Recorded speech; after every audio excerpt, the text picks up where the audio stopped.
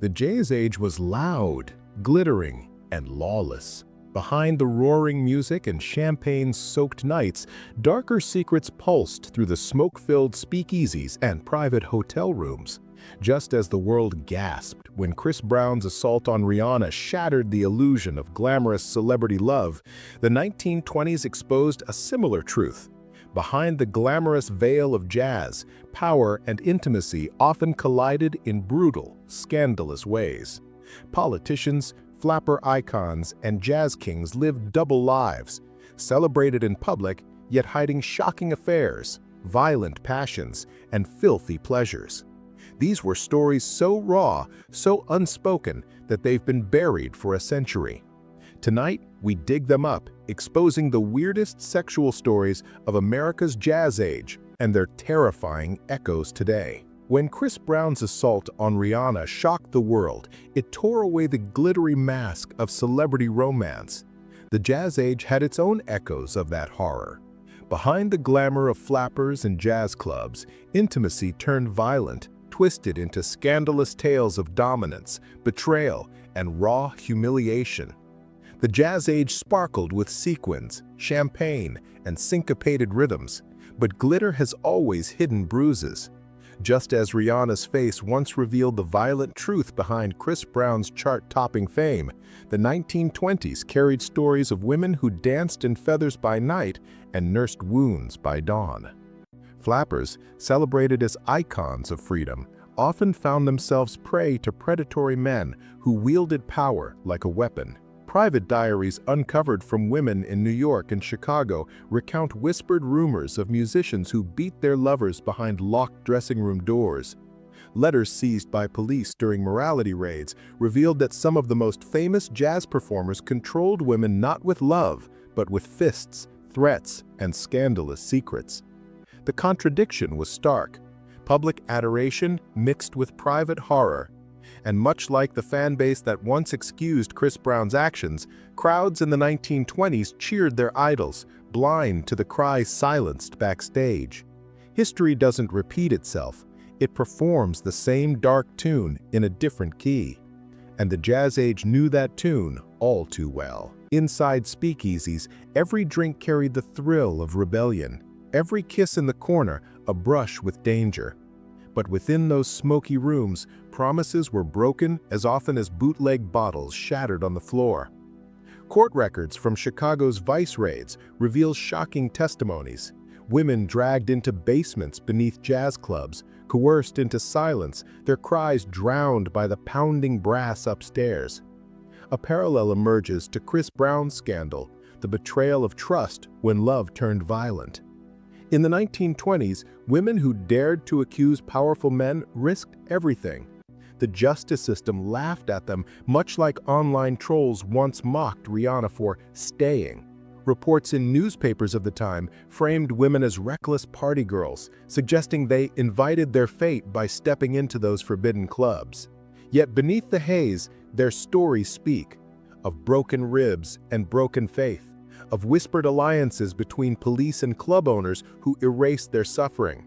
The jazz age was not simply about freedom, it was about who paid the price for others' indulgence. And those prices were often paid in the bruises of women whose voices were silenced. Music is meant to heal, to liberate, to set hearts free. But in the jazz age, music was also an instrument of control. Star musicians, adored like gods, wielded their fame like chains. Behind the curtains, intimate relationships mirrored a darker choreography, a dance of dominance and surrender, not unlike the twisted power imbalance between Chris Brown and Rihanna. Personal letters from Harlem reveal haunting stories. Women who loved men whose tempers exploded like trumpets, who mistook bruises for proof of passion. One dancer's diary tells of how her partner forced her to rehearse until exhaustion, then claimed her body as another form of performance, one she could never refuse. The syncopation of jazz, its unpredictable rhythm, became a cruel metaphor for their lives, where tenderness could shift into terror in a heartbeat. Public adoration excused private torment, much as it did in the modern scandal. The audience saw the stage lights, never the shadows. And in those shadows, the melody of pain played louder than the saxophones. It was not just music that filled the air, but the stifled gasps of women forced into silence. What happens when the one who harms you is the same one who feeds your fame? That was the question women in the jazz age faced, just as Rihanna once grappled with forgiving the man who assaulted her. Silence became survival. Some women, tied to jazz legends, knew speaking out meant exile from the clubs that fed them and ridicule from crowds that worshipped their abusers. Reports from the New York Evening Post showed chilling coverage. Women accused of provoking the rage of stars, painted as villains in their own tragedy. Police files from Vice Squads detail how witnesses were pressured into retracting testimony, ensuring the men continued to shine while their victims vanished into anonymity.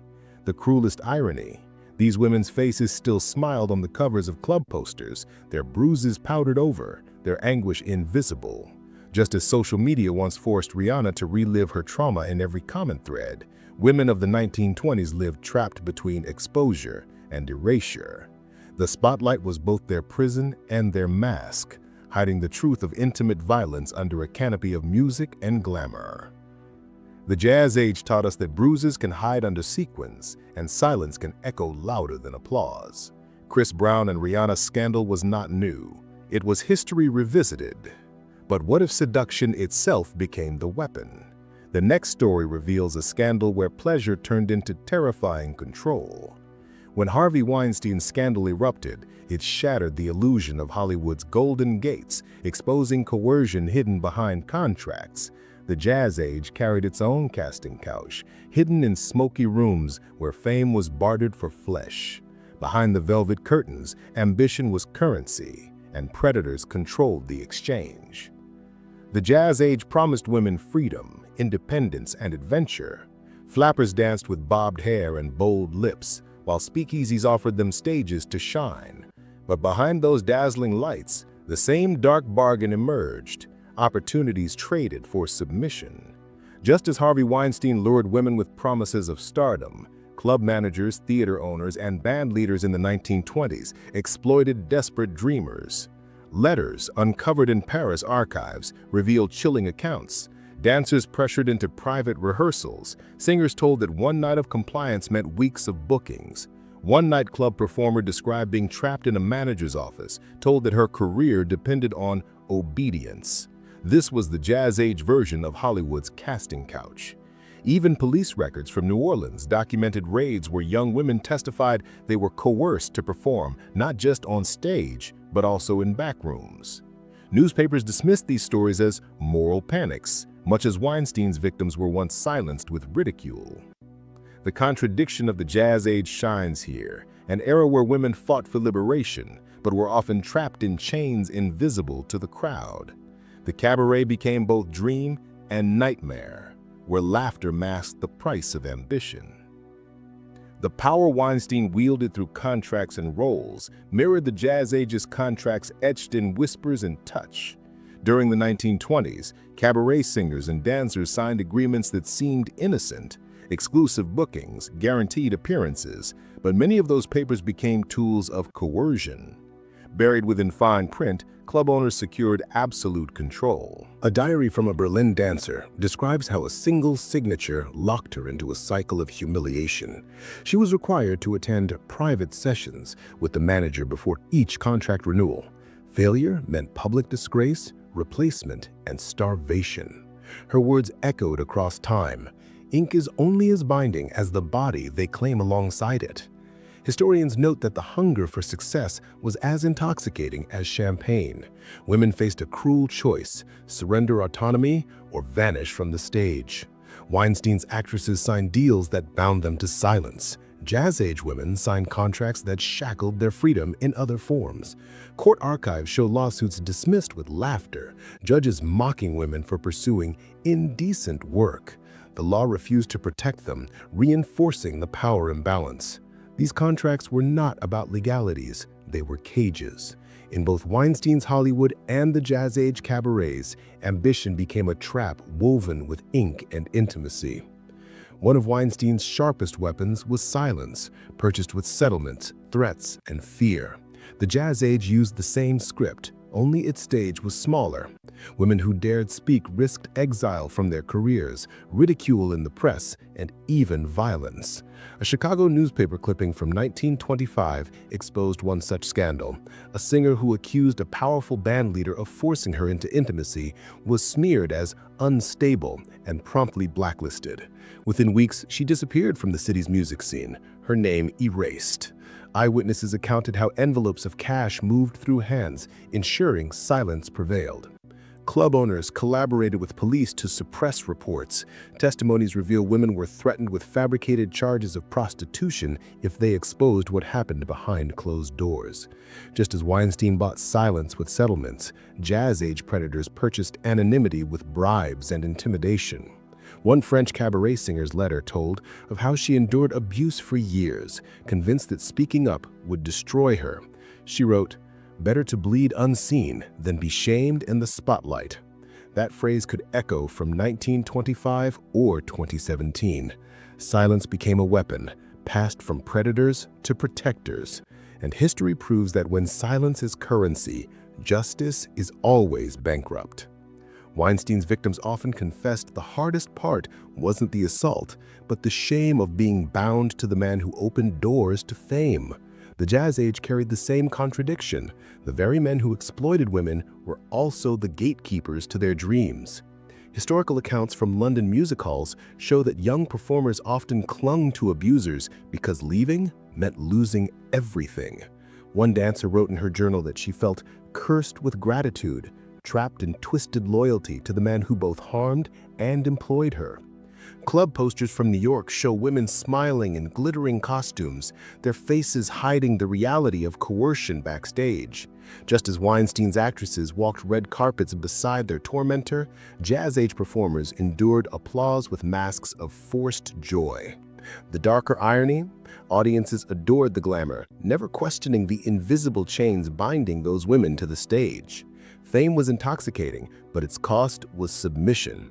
These women lived lives where survival required pretending, and that pretense became part of their performance. The Jazz Age promised liberation, but often delivered captivity. Weinstein's Hollywood was simply the modern replay of this ancient bargain. And for women caught in it, fame was never free. It was purchased with silence and scars. The Jazz Age mirrored Hollywood's darkest corners, where ambition was exploited by men who wrote rules with desire. Weinstein's scandal proved history repeats with brutal precision. But ambition took stranger turns too, where betrayal did not come from predators alone, but from lovers entangled in politics. The next story unmasks forbidden affairs. When Bill Clinton's affair with Monica Lewinsky erupted, it wasn't just a personal scandal, it became a political earthquake. The Jazz Age mirrored this spectacle. In smoky clubs and champagne-filled backrooms, love affairs turned into public betrayals, where secrets between lovers became weapons that could shatter reputations and topple empires. The Clinton-Lewinsky scandal was shocking, not only because of intimacy, but because of power. A president and an intern, two worlds colliding under unequal terms. In the Jazz Age, a similar imbalance unfolded in political salons and nightclubs. Senators, mayors, and businessmen mingled with flappers, their affairs woven into the fabric of politics. In New York, archives detail a city official who maintained secret relationships with two cabaret dancers. The scandal erupted when one lover felt betrayed and sold letters to the press. The headline screamed of immorality in office, echoing the fury of Clinton's impeachment trial decades later. Parisian newspapers of the 1920s revealed similar tales. Ministers caught with lovers in jazz clubs, their secrets slipping from whispers into public disgrace. The imbalance of power, leaders seducing those who depended on them, was a recurring theme. For the women involved, the consequences were brutal. While the men often survived politically, the women were shamed, labeled immoral, or forced into silence. One French singer was driven into exile after being linked to a high-ranking politician. The Jazz Age and the Clinton scandal both reveal this pattern. Intimacy becomes dangerous when one partner holds power that can destroy the other's life. The Clinton affair was hidden in the Oval Office, a place of supposed dignity. The Jazz Age equivalent unfolded in back rooms of clubs, behind velvet curtains. These private spaces were sanctuaries of secrecy, where laughter and music masked whispered promises. Court testimonies from Chicago's speakeasies show how political elites invited young women for private meetings after performances. Much like the White House trysts, these encounters thrived in secrecy until betrayal cracked them open. A 1923 diary of a jazz singer described her relationship with a wealthy city councilman. She wrote of evenings filled with champagne, gifts, and passionate whispers. But when she discovered he maintained another affair, her anger spilled into letters she threatened to release. Newspapers caught wind, and suddenly her romance was no longer private, it was evidence of corruption. Just as Monica Lewinsky's dress became the symbol of exposure, the Jazz Age had its letters, diaries, and photographs. Secrets were always dangerous because they carried proof, and proof could topple men of power. The setting may have been different, Washington's corridors versus Harlem's back rooms, but the theme was identical. Intimacy hidden in shadows, destroyed once light touched it. The scandal was inevitable because secrecy always carried a ticking clock. Clinton faced impeachment, hours of testimony, and relentless media humiliation.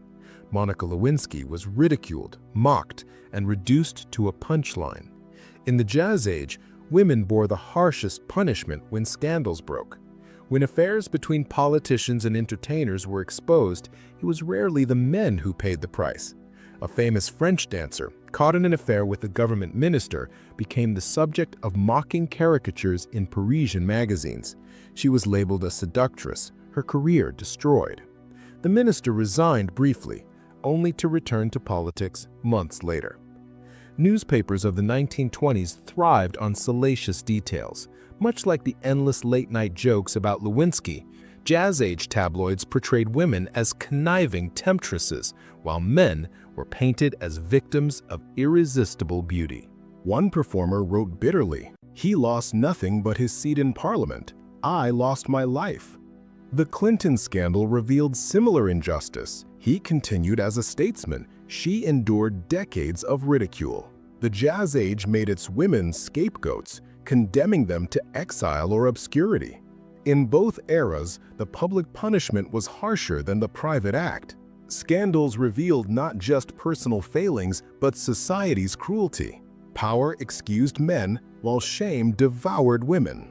The Clinton-Lewinsky affair dominated television for years, transforming politics into theater. The Jazz Age scandals operated the same way, with tabloids turning affairs into spectacle. Newspaper kiosks in New York and Paris lined their fronts with scandalous drawings of dancers in lovers' arms. Readers bought papers not for policy, but for gossip. Similarly, Americans in the 1990s followed impeachment hearings as if they were soap operas. Jazz Age audiences whispered about which senator was caught in which cabaret. Clubs gained fame from the scandals. A Paris jazz bar doubled its attendance after being named in a minister's affair. Scandal became marketing, just as cable news turned Clinton's impeachment into ratings gold. Both eras show how society feeds on scandal. It was not enough to know about corruption, people craved details. The letters, the photographs, the secret meetings. They consumed humiliation like entertainment. One historian wrote, "The Jazz Age adored its scandals as much as its music." The Clinton saga proved the same truth. People do not merely record scandal, they revel in it. Scandal was a spectacle, and spectacle gave it immortality. Neither Clinton nor Jazz Age leaders could escape because the audience demanded encore after encore. From Clinton's Oval Office to the smoky cabarets of the Jazz Age, power mixed with desire always created explosive scandals. Affairs blurred love and politics, leaving reputations in ruins. But intimacy wasn't always secret. Sometimes it was flaunted on the golf courses and grand stages of men who lived double lives. When Tiger Woods' life unraveled in a storm of infidelities, the world realized even champions fall hardest when secrets surface. The Jazz Age knew this truth long before. Athletes and performers became living legends, yet behind fame lay tangled affairs, temptations, and betrayals that shattered reputations as swiftly as they were built. One striking parallel lies in the case of Jack Dempsey, the heavyweight boxing champion of the 1920s. Newspapers praised his strength in the ring, but private diaries revealed tangled affairs with chorus girls and flappers. When one of his lovers attempted to sue him for breach of promise, the press erupted, echoing the frenzy that engulfed Woods nearly a century later. Baseball, too, was not spared. Babe Ruth, larger than life, often found himself in whispered scandals involving mistresses. Though newspapers softened coverage, insiders in Harlem clubs knew his escapades all too well. Like Woods, these men projected discipline and control publicly, yet indulged recklessly in private. Fame magnified temptation. For every golf course in Tiger's life, the Jazz Age offered speakeasies filled with adoring women seeking proximity to celebrity. These heroes symbolized discipline and perfection, yet their downfall proved irresistible because it shattered illusions. Just as Woods lost endorsements, Jazz Age athletes risked legacy whenever desire overpowered restraint. Tiger Woods' affairs were scattered across cities, fueled by secrecy and accessibility. In the 1920s, jazz clubs functioned as epicenters of temptation. Performers and audiences mingled intimately, creating blurred boundaries where fame, wealth, and desire collided. Harlem's Cotton Club was notorious. Athletes, politicians, and musicians slipped into back rooms where music concealed whispered promises. Court documents described raids, uncovering compromising situations between celebrities and dancers. These revelations paralleled Woods' scandal, an idol surrounded by admirers, each encounter carrying explosive risk.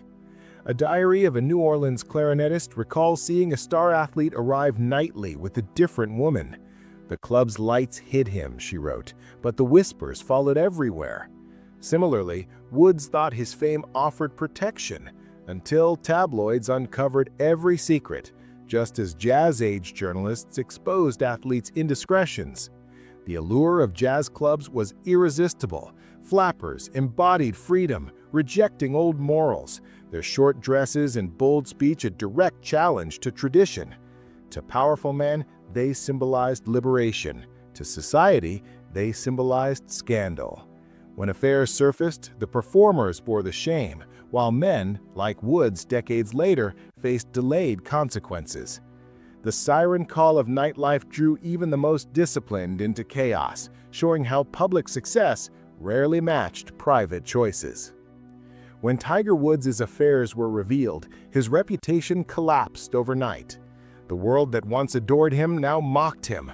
Sponsors fled, fans jeered, and his marriage unraveled under public scrutiny. The Jazz Age athletes faced similar disgrace when exposure arrived. Jack Johnson, the legendary African-American boxer, embodied this pattern. Although his career peaked earlier, his legacy dominated the Jazz Age imagination. He openly pursued relationships with white women, defying racial taboos. When letters and court testimonies surfaced, he was vilified, prosecuted, and humiliated by the press. Though different in context, the principle was the same. Private choices, once public, carried devastating costs. Babe Ruth also suffered. Photographs leaked showing him with women not his wife. Newspapers balanced coverage, shielding him somewhat, but whispers persisted. Fans debated his morality as fiercely as his batting records. The Jazz Age media thrived on these stories, just as tabloids exploited Woods' collapse. Exposure was spectacle. It reminded the public that idols were human, yet society punished them for betraying the illusion of perfection. For Woods, humiliation meant losing millions. For Jazz Age stars, humiliation often meant lost titles, canceled contracts, or ruined careers. In both eras, exposure proved relentless. Once scandal became public, it was almost impossible to reclaim innocence. The Clinton scandal decades later proved politics could become theater. Wood's scandal showed sports followed the same script. The Jazz Age foreshadowed both, mixing fame, sex, and downfall into irresistible drama. For ordinary people, these stories offered escape. Reading about a star's humiliation created both moral outrage and guilty pleasure. It blurred admiration with voyeurism. One historian wrote, "Scandal became the jazz of gossip, improvised, shocking, and irresistible." The Woods Affair saga, with its constant revelations, mirrored the Jazz Age perfectly. Both eras consumed scandal like music, demanding new verses, new shocks, new climaxes. Scandal was never just a story, it was a performance. Wood's fall echoed athletes of the Jazz Age, adored in triumph, ridiculed in downfall, immortalized not only by victories, but by their sins. From Tiger Woods' shattered legacy to athletes of the Jazz Age undone by affairs, the pattern is hauntingly similar. Greatness fueled temptation, secrecy bred risk, and exposure guaranteed collapse. Yet some scandals ran deeper, where performance and manipulation blurred into deception, much like the hidden doping of champions who cheated glory itself. Lance Armstrong was once untouchable, a cycling god whose victories inspired millions. Then came the shocking revelation: performance built on lies, drugs, and manipulation. The Jazz Age had its own Armstrong-like figures, icons whose dazzling feats on stage and field concealed darker truths of enhancement, trickery, and deception, fueling their rise to fame. Armstrong embodied resilience, conquering cancer and winning 7 Tour de France titles. He projected invincibility until investigations revealed systematic doping. The Jazz Age too celebrated figures who seemed superhuman. Athletes and entertainers appeared to defy limits, but behind the glow lay dangerous shortcuts. Boxers like Jack Dempsey shocked crowds with raw stamina, yet whispers suggested some fighters used pep tonics spiked with cocaine or alcohol before bouts. Medical journals of the era note substances marketed as invigorators sold in gyms. Like Armstrong's carefully orchestrated doping, Jazz Age athletes turned to chemistry to sustain performance while projecting natural brilliance. In entertainment, dancers and musicians performed all night, then into dawn. Flappers swore by powders and stimulants sold as nerve tonics.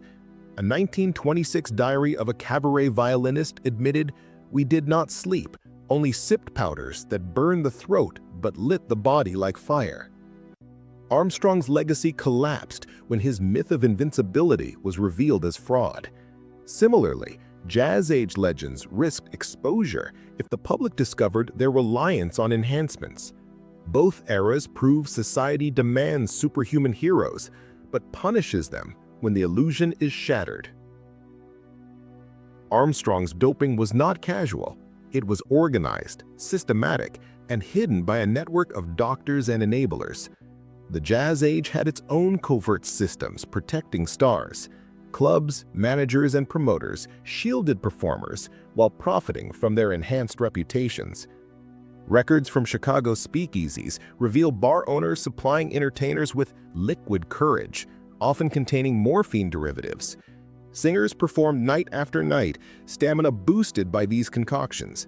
Promoters knew, but silence prevailed. Profits mattered more than purity. Athletics, too, mirrored this secrecy. Trainers distributed stamina drops during long baseball tours. Some letters uncovered in sports archives describe players joking about miracle mixtures. Newspapers avoided the subject, preferring to maintain public illusions.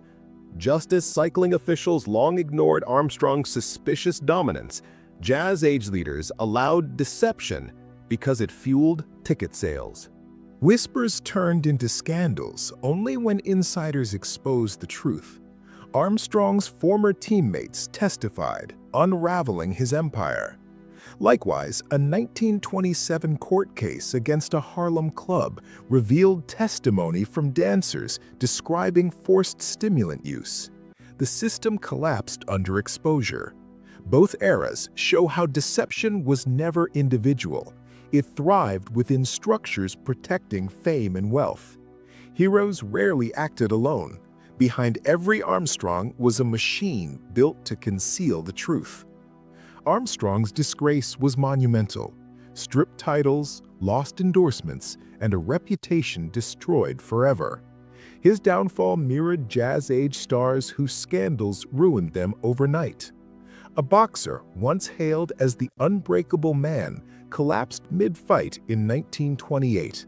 Rumors spread he had overdosed on stimulants before the bout.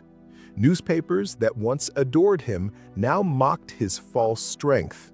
The fall was swift, brutal, and public, eerily similar to Armstrong's televised confession years later. Musicians, too, suffered.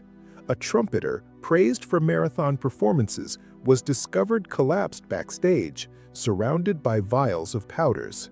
His obituary avoided scandal, but peers whispered his music was as artificial as his breath. Fans felt betrayed, realizing what seemed miraculous was manipulation. For Armstrong, the sense of betrayal defined the scandal. People admired his victories, but loved the myth he represented. When that myth crumbled, fans turned to outrage. Jazz-age audiences felt the same. They could forgive indulgence, but not deception. Glory built on fraud collapses harder than glory lost in battle.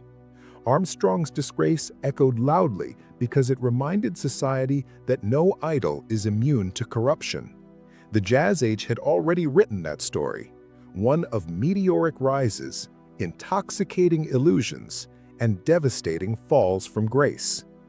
Armstrong's saga revealed not just personal failure, but cultural obsession with perfection. Fans demanded miracles, yet condemned the methods that delivered them. The Jazz Age mirrored this paradox. Society adored speed, endurance, and glamour, yet punished the shortcuts fueling them. Jazz itself was accused of being artificial. Critics claimed the wild energy came from stimulants as much as talent. Athletes were judged by endurance as much as skill, with fans unconsciously rewarding those willing to push past natural limits. A 1929 newspaper editorial warned, "Our idols run faster, strike harder, sing louder than ever before, but what price hides in their cups?" The warning could have applied directly to Armstrong in 2005. Scandals become mirrors. Armstrong's fall reflected society's complicity. Sponsors, fans, and officials looked away until the truth became undeniable. The Jazz Age too thrived on willful blindness. The audience demanded spectacle, so insiders supplied it, even if it required deception. In both cases, outrage revealed hypocrisy. The public craved perfection, then punished those who delivered it unnaturally. Armstrong's disgrace was not just about cycling, it was about society confronting its hunger for flawless heroes.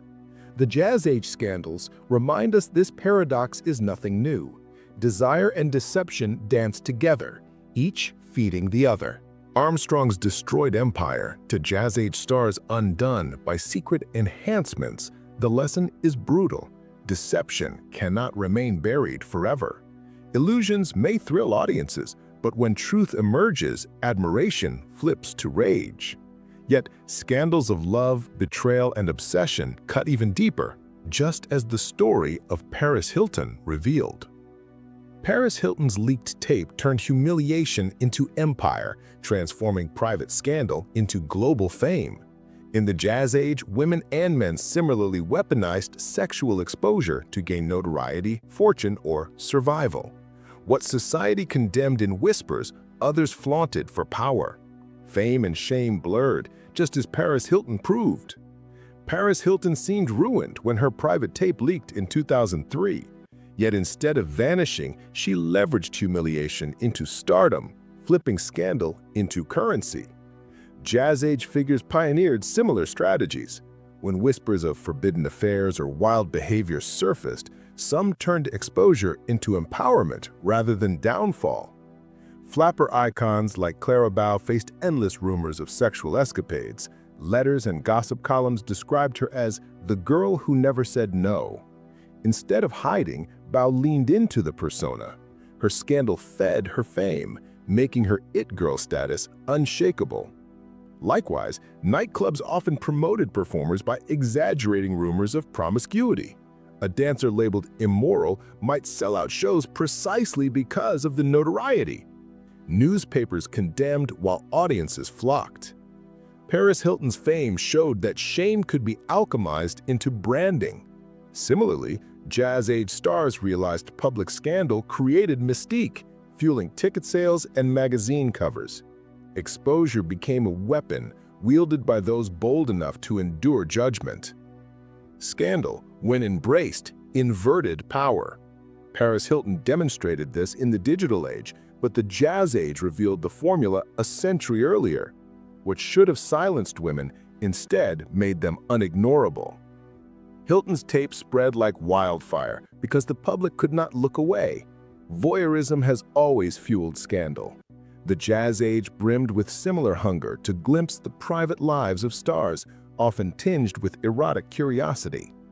Tabloid papers like Broadway Brevities thrived on exposing bedroom gossip.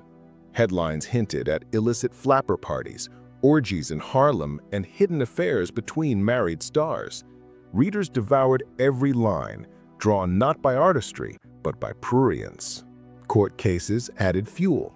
A 1926 scandal trial involving silent film star Olive Thomas's suspicious death included salacious testimony about alcohol-fueled escapades. Though tragic, the case sold millions of papers.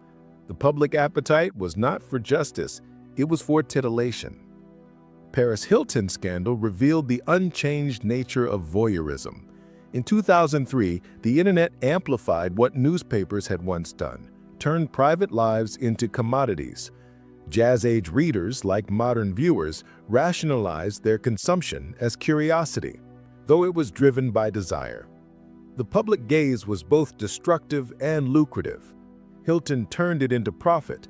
Jazz Age stars sometimes crumbled, but others manipulated the voyeuristic frenzy to maintain relevance. Both eras reveal a culture addicted to peeking into forbidden rooms. Paris Hilton's scandal became her brand, launching a career of reality shows, fragrances, and appearances. Fame, even infamous fame, became monetized. The Jazz Age perfected this idea early on. Scandal was not just survived, it was marketed. Zelda Fitzgerald, wife of F. Scott Fitzgerald, thrived on scandalous image. She danced on tables, drank heavily, and bragged of affairs. Gossip columns branded her immoral, yet she became the symbol of Jazz Age liberation. Her notoriety made her one of the most photographed women of the decade.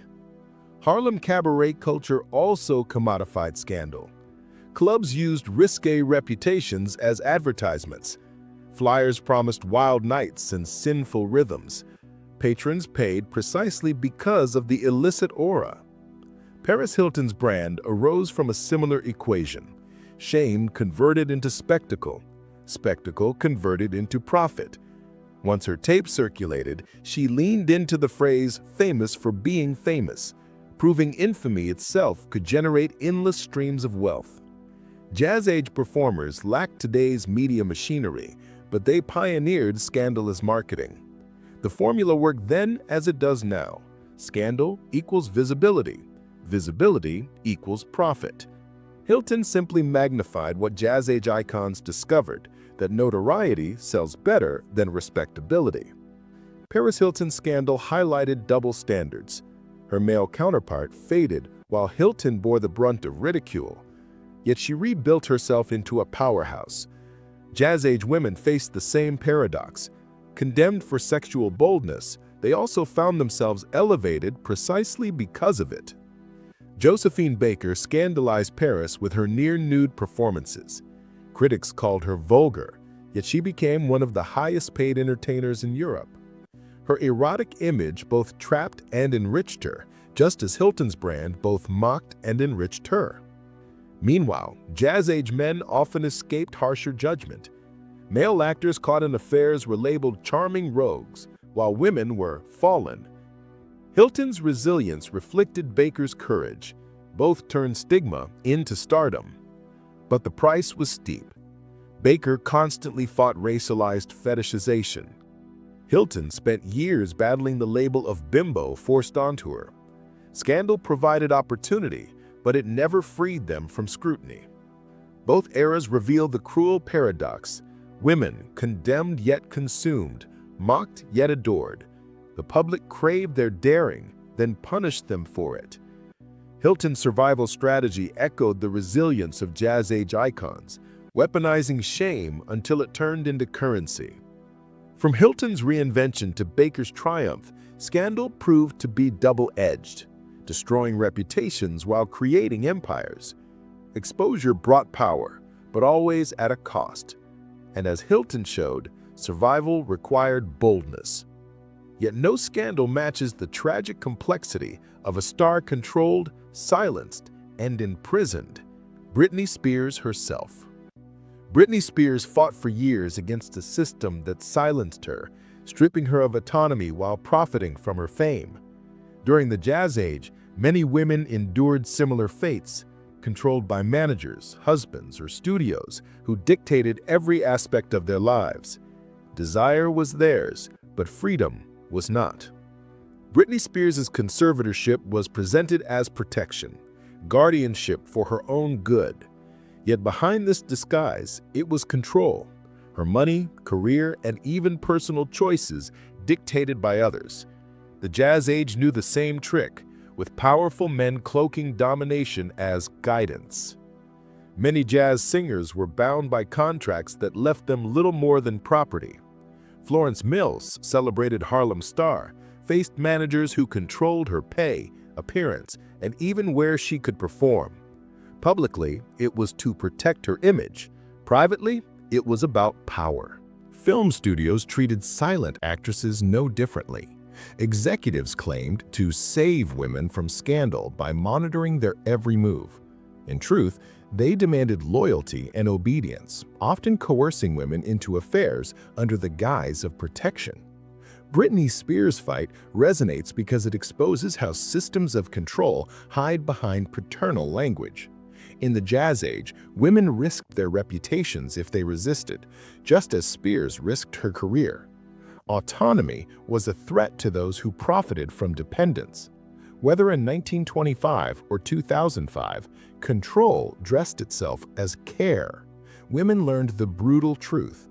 Once power was seized over their lives, every desire, even the most private, was policed. Britney Spears' conservatorship muted her voice for years. Fans watched her perform on stage, but offstage, her words were restricted. The public consumed her body while ignoring her silence. The jazz age demanded similar sacrifices. Billie Holiday, whose career began in the 1930s but drew heavily from the jazz age culture, was silenced repeatedly by men who profited from her voice. Her managers arranged contracts that stripped her of earnings, while her addictions and struggles were exploited in tabloids. Audiences loved her songs of heartbreak, yet society ignored the heartbreak she actually lived. Clara Bow, the It Girl, was paraded across headlines with tales of scandalous affairs, but her attempts to defend herself were mocked. Like Spears, her image was consumed endlessly, while her actual words carried little weight. The cruelty lay in the paradox. Women became iconic through exposure, yet stripped of the right to narrate their own lives. Spears had to scream #Free Britney before anyone listened. Jazz-age women had no hashtags, but they fought to be heard, writing letters, memoirs, and diaries that still reveal their desperation today. Both eras reveal how spectacle thrives on silence. The louder the public gaze, the quieter the woman behind it. Britney Spears generated billions through music and tours, while her conservators profited from restricting her. The exploitation of her desire, her wish to sing, dance, and create, was turned into financial machinery. The Jazz Age was no stranger to this equation. Sexual allure commodified, then stripped of autonomy. Josephine Baker dazzled Paris audiences with near-nude performances, yet much of her profit flowed to managers and venue owners. They used her sexuality to draw crowds, but denied her financial independence. Her body became the product, her freedom the price. Similar exploitation occurred in New York's cabaret scene. Dancers performed risque acts, marketed as decadence. Owners raked in profits, while performers were paid poorly, locked into contracts. Their desire to perform was weaponized against them. Britney Spears' battle mirrors this exploitation. Talent harvested for money, while power stayed elsewhere. Audiences craved the spectacle, but rarely questioned who controlled it. Jazz Age women lived the same paradox, celebrated publicly, restrained privately. The link between desire and profit created a system where scandal was cultivated but autonomy denied. Spears' conservatorship exposed this cycle in the modern age. The Jazz Age revealed it first, behind the flashing lights of speakeasies and cabarets. When Spears finally spoke in court, her testimony shook the world. She described forced medication, restrictions on marriage, and the denial of her most personal choices. It was not protection, it was imprisonment. Jazz Age women too reached breaking points, demanding liberation in their own ways. Zelda Fitzgerald sought freedom by writing her own stories, attempting to define herself beyond her husband's shadow. Though dismissed as unstable, her rebellion echoed Spears' declaration, "I want my life back." Billie Holiday used her songs to cry for liberation, embedding her pain into haunting melodies. Audiences wept at her voice, never realizing they were hearing a prisoner's lament. Even Josephine Baker fought to reclaim power, eventually negotiating better contracts and using her fame to fund resistance against racial oppression. Spears' eventual release from her conservatorship symbolized more than one woman's freedom. It echoed a century-old struggle. The Jazz Age women who resisted control often paid with reputation or health. Spears nearly paid with decades of her life. The victory is bittersweet. Freedom comes late, often scarred by years of silence. Yet the act of speaking, then and now, proved enough to shatter chains. Control thrives in silence. Rebellion thrives in voice. From Spears' courtroom battle to Baker's cabaret contracts, the fight against control unites centuries. Fame without freedom is prison, disguised as applause. The Jazz Age exposed this truth, and Spears lived it. But beyond her case lies an even older scandal, one born not from fame, but from empire itself.